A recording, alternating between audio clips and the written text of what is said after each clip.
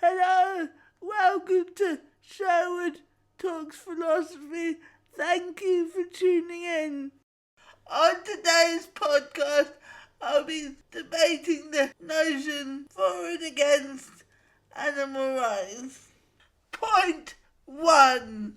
Eating meat and their living conditions and whether it's actually ethical.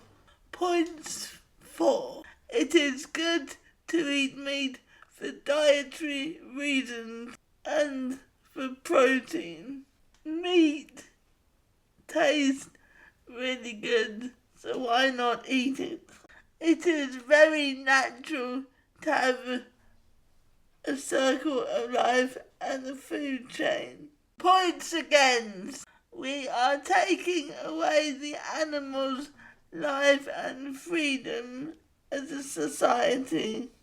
The meat could be unhealthy due to the unhygienic living conditions. It's not only bad for us, it also hinders the animal's quality of life. Till the next time, listeners, over and out.